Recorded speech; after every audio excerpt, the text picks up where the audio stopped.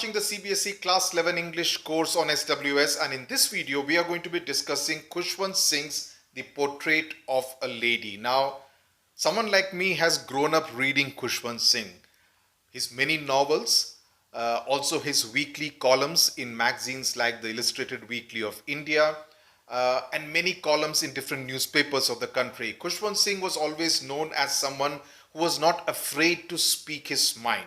He was not afraid to speak his mind. He said what he felt even on the very contentious political issues of the day. जो राजनीतिक विवाद होता था या whatever problematic areas were there, and especially when he was talking about his Sikh community, he believed in calling a spade a spade. जो बात होती थी सीधी बात करते थे without mincing words. So that made Khushwant Singh quite a delightful person to read.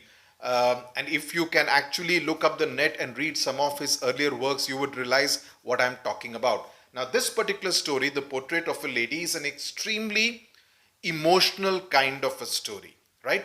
I felt very emotional, and many students who have read this story also would actually believe the same, because it's about your grandmother. It's about Khushwant Singh's grandmother, and the way it starts and the way it ends. There is a very stark difference in the way it starts and the way it ends. It is a short story, but it kind of makes you feel very emotional, very nostalgic. I remembered my grandmother. My grandmother passed away at the age of 101. And I was reminded of my own association, very close association with my grandmother, the long time that I spent with her, my sister and I. So in that sense, and I'm sure each one of you also has that kind of a figure in your family with who you would be able to relate to when you read this story. So let's discuss the story. Trust me, it's a very nice, feel-good story. It's probably the story that each one of us can relate to. It could be anyone's story. That's how I would put it. Okay, so let's get started.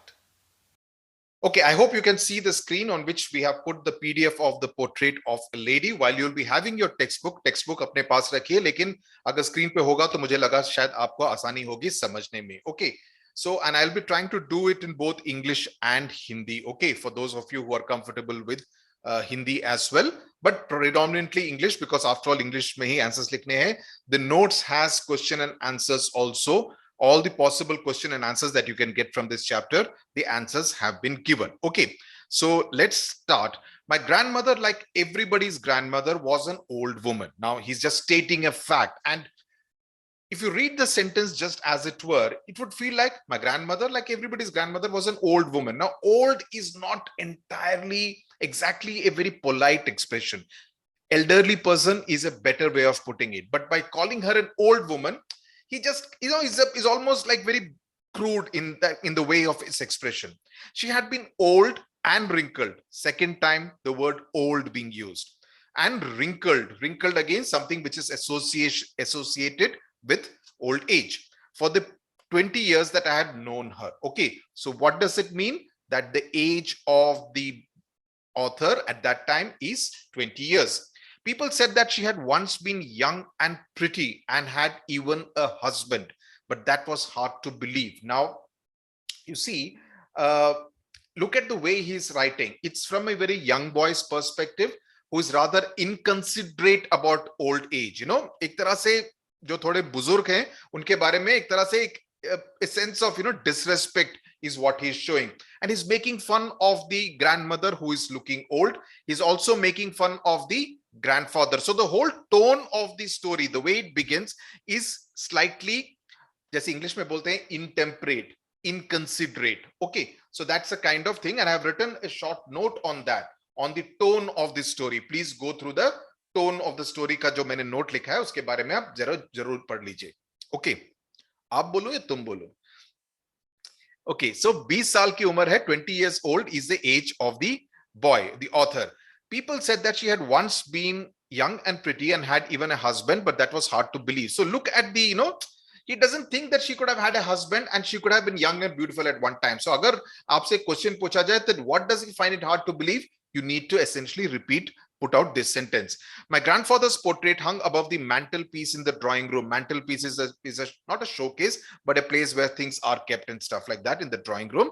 He wore a big turban and loose-fitting clothes. His long white beard covered the best part of his chest, and he looked at least 100 years old. He did not look the sort of person who would have a wife or children. So look, again, now after the grandmother, he's kind of running down the grandfather also. And these are the descriptive things. Please उसको underline कर लीजिए. अगर आपसे question पूछा जाए कि how does he describe his grandfather, you need to essentially quote from the text. His long white beard covered the best part of his chest, and he looked at least 100 years old. So पहले अपनी उम्र बताई, then now he is guessing or what the grandfather in that portrait looks like. He looked as if he could have only had lots and lots of grandchildren. That is, not children. He's not relating the photograph to someone having children, because when you have children, you are relatively young, right? But grandfather is someone, who is very old. So he could only have grandchildren. So that's how he kind of relates to him. Important point. As for my grandmother being young and pretty, the thought was almost revolting. The thought was almost revolting, which means, he's feeling, how could anyone say that she could have been young and pretty? Because he almost thinks that is an impossible kind of that possibility could not have existed, that she could have been young and pretty, because he has only seen her when she's old, and he did not think very well of her looks at this point in time. And he says revolting, which is a very strong word. So isse aapko andaza not just about the grandmother ki looks ke bare mein hota hai, you also get an idea about the kind of person the author is. The author is an extremely rude and impolite kind of person who kind of is okay to speak about his grandmother and grandfather like that. Grandfather who is no more. She often told us games she used to play as a child. That seemed quite absurd and undignified on her part, and we treated it like the fables of the prophets she used to tell us. So, होता है ना काफी, हमारे, when I was a child, when I was a girl of 15, 16, we used to do like this. And grandchildren are not able to associate, and they think, ये कैसे हो सकता है? Because they have seen grandparents only at that stage. So it's very difficult for them to correlate this elderly person to being a 15-year-old or a 20-year-old person, right? They forget that everyone will grow old. This 20-year-old Khushwant Singh will also become an 80-year-old at one point in time, right? So fables, the word fable is, fables are not like stories. They are not exactly, they're imaginative stories. They are not exactly meant to be true. And there is a bit of an exaggeration. So what Khushwant Singh is saying, that he did not believe the stories of the childhood, that is the games that she used to play, that the grandmother told them. Okay. So fables of the prophets. Prophets are the, like, the saint-like figures. She had always been short and fat and slightly bent. Her face was a crisscross of wrinkles running from everywhere to everywhere. You have a lot of these kind of wrinkles. No, we were certain she had always been, as we had known her, old, so terribly old that she could not have grown older. You see the number of times the word old is used, and the old is used not in a sense of respect, but in a sense of ridicule. Please underline this word. Yahan apne notebook mein likh lijiye. Okay. He's ridiculing her old age. He's ridiculing the way she looks by talking about the wrinkles that ran from everywhere to everywhere. That is, all over her face, there are wrinkles and wrinkles. Okay. And now we get into the description of the grandmother. Okay. She could never have been pretty, but she was always beautiful. So he's kind of making a distinction between pretty and beautiful. Pretty is generally used in the context of being cute, but beautiful is more aesthetically pleasing. Matlab, sundarta. Beautiful is sundarta. Pretty is used in the context of being a very cute looking child kind of a thing. Okay. So, so he's saying that she was always beautiful. And why does he say she's beautiful? Because she used to wear spotless white salwar kameez, right? Resting her hand on her waist to balance her stoop, slightly bent kind of walking, and the other telling the beads of a rosary. Jo hota hai na, jaise mala ko japte hain. So that is called the rosary, and ek bead ko you count, how many times you are kind of saying the particular jap. Her silver locks were scattered untidily over her pale, puckered face, and her lips constantly moved in inaudible prayer. So hobbled is to walk in an awkward way, maybe because of an injury or because of some pain. Puckered is another word for wrinkled. And then he says inaudible matlab jo sunai na pade, which cannot be heard. Yes, she was beautiful. Okay, he's again saying that she was beautiful. She was like the winter landscape, so obviously it means that she was very fair, an expanse of pure white serenity, breathing peace and contentment. Now his line is comparing her beauty to the landscape of the mountains. Okay, to the landscape of the mountains, and that is something very interesting. Okay, my grandmother and I were good friends. My parents left me with her. Now he's talking about the flashback when he used to live with his grandmother in the village. Now there are three different stages, and we will go about all those stages one by one. One, when he used to stay with the grandmother, then when they shifted to the city, and then finally when he was leaving. Okay, so my grandmother and I were good friends. My parents left me with her when they went to live in the city, and we were constantly together. So at that time, the association was close. She used to wake me up in the morning. So you could get a question about the kind of things that the grandmother did for the grandson, and get me ready for school. Okay, she said her morning prayer in a monotonous sing song, जैसे किस तरह से जप करते हैं, और Ramchandra Govinda Govinda, that kind of a thing. No, so it's a monotonous matlab the same kind of a tone, and there is a sing song. There is a particular tonality to it, right? While she bathed and dressed me in the hope that I would listen and get to know by heart. छोटे बच्चों को, when you are kids, you generally hear a lot of these kind of prayers which are told by the elders in the family. And the general thing is that these are all good vibrations which will help the child actually do better. You end up memorizing it without understanding it, but you end up memorizing it. Okay.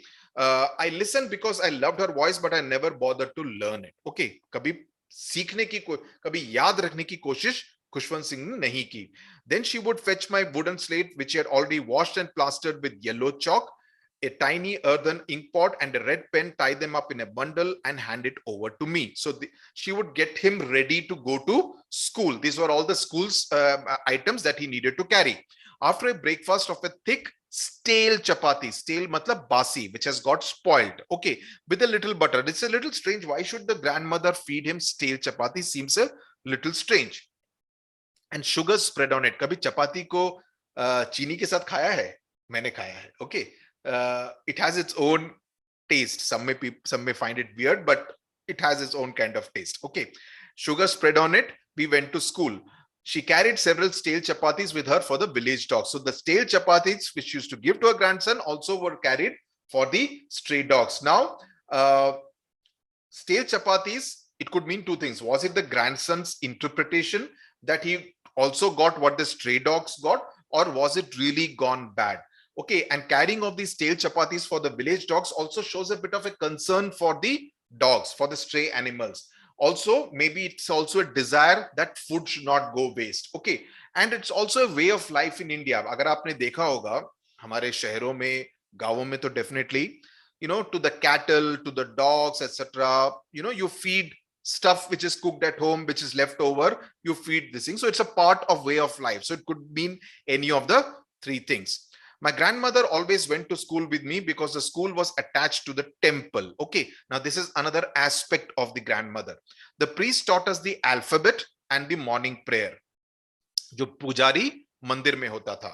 While the children sat in rows on either side of the veranda singing the alphabet or the prayer in a chorus, my grandmother sat inside reading the scriptures. When we had both finished, so she would be doing the religious books at the same time while he was in school. When we had both finished, that is, he the school and she at the temple, we would walk back together. Just see what is a simple language. किसी को भी explain करने की जरूरत नहीं है. These are all very simple kind of language, and that used to be the hallmark of Khushwant Singh's writing. Very simple way of writing.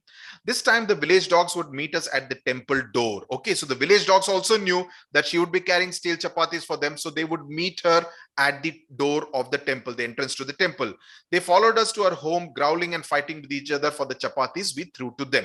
Okay, so that used to be a regular kind of an occurrence. So what does this paragraph show? It shows the religious bent of mind of the grandmother. Okay, this paragraph. Next paragraph, paragraph number 5. When my parents were comfortably settled in the city, they sent for us.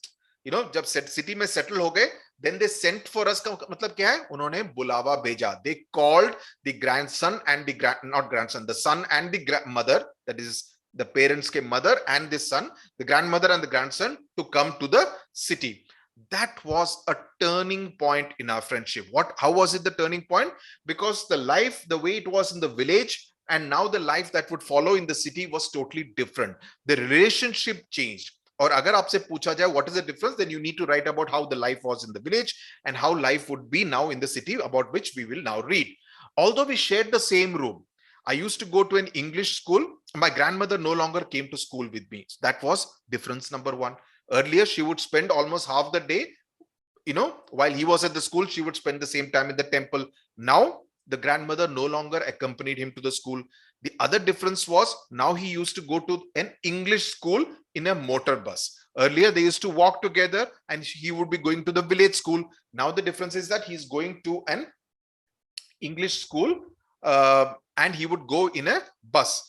There were no dogs in the streets and she took to feeding sparrows in the courtyard. So you see, there are four differences. Pehle walking, now bus. Pehle village school, now English school.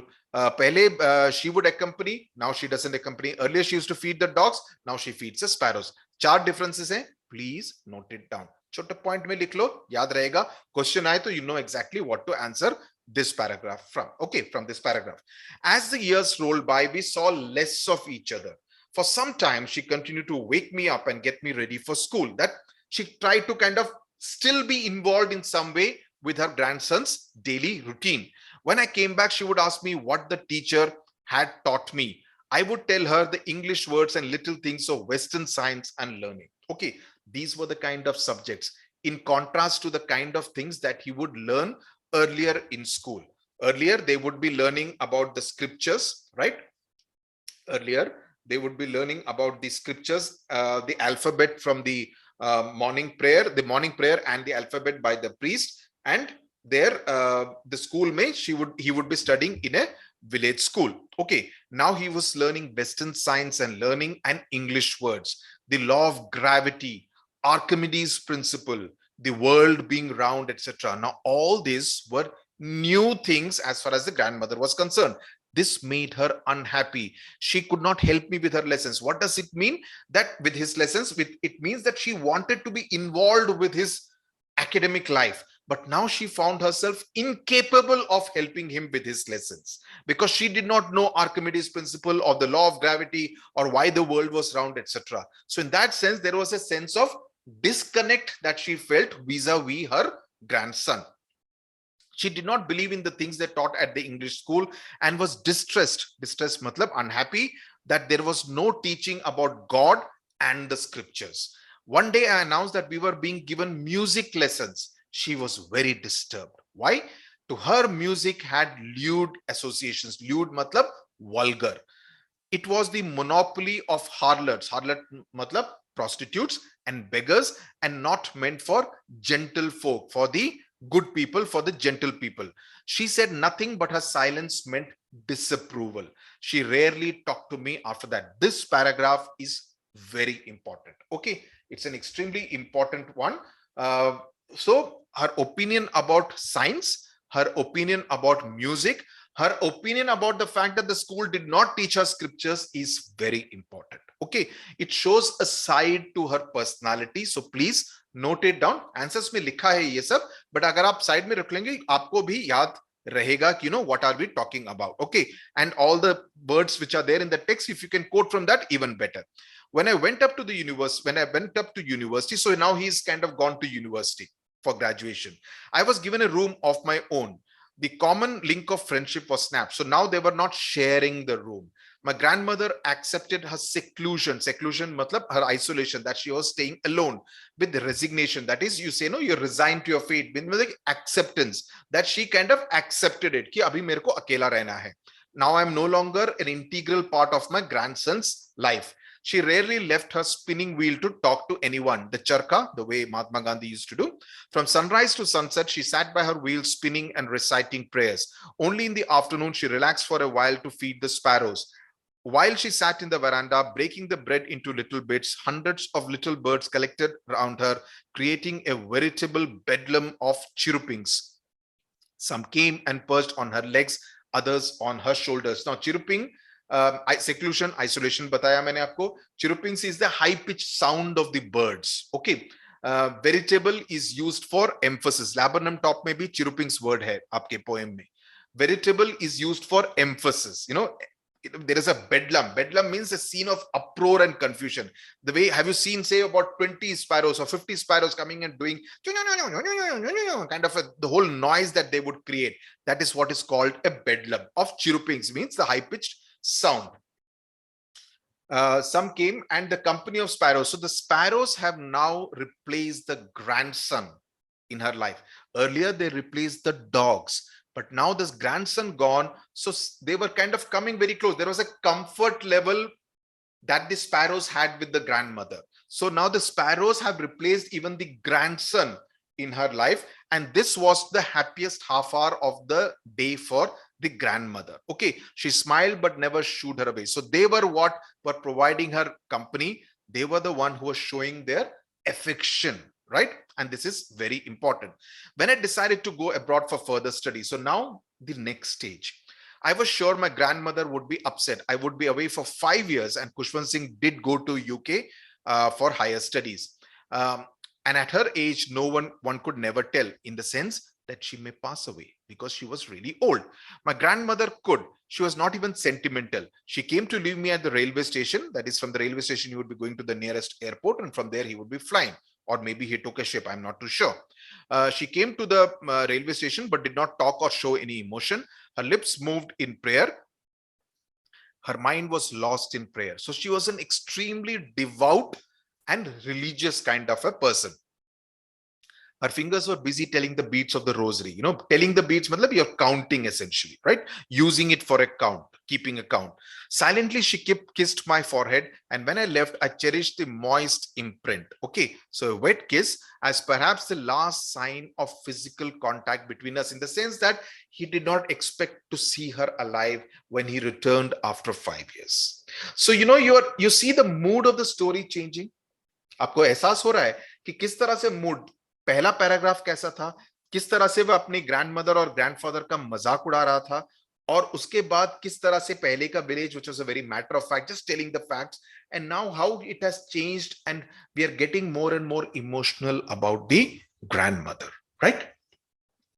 So so she's silenced, even as she's kind of praying for the well-being of her grandson, and her silence spoke more than words, in the sense that even though she was silent, there was a sense of connect. He could, as if he could read her mind. That there was, I cherish the moist imprint. There was no word said. It was just a moist kiss that she planted on his forehead, and he felt, कि शायद इसके बाद मैं नहीं देख पाऊंगा. So there is a sense of, even he's feeling a sense of emotional vacuum. But that was not so. After 5 years, I came back home and was met by her at the station. So जब वापस आया 5 साल बाद Khushwant Singh, he met her at the railway station. She again came to receive him at the station, right?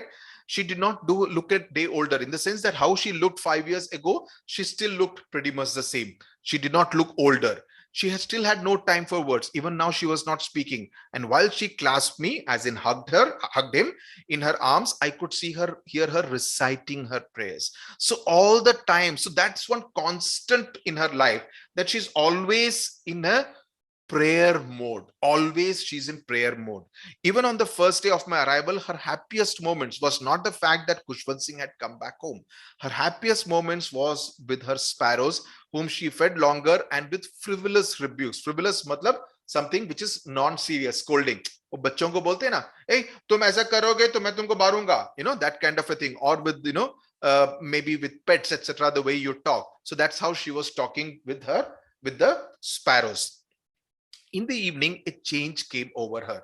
She did not pray, and that's something very strange. She collected the women of the neighborhood, means sabko bulaya, got an old drum, dholak, and started to sing. For several hours, she thumbed the sagging skins of the dilapidated drum. यानी कि वो drum के skin को she kind of sagging, मतलब जो थोड़ा loose हो गया है. Okay, when the skin sags, especially of elderly people, you will find that the skin becomes a little loose, especially the neck, the hands, etc. Okay, and sang of the homecoming of warriors. We had to persuade her to stop to avoid overstraining. That was the first time since I had known her that she did not pray.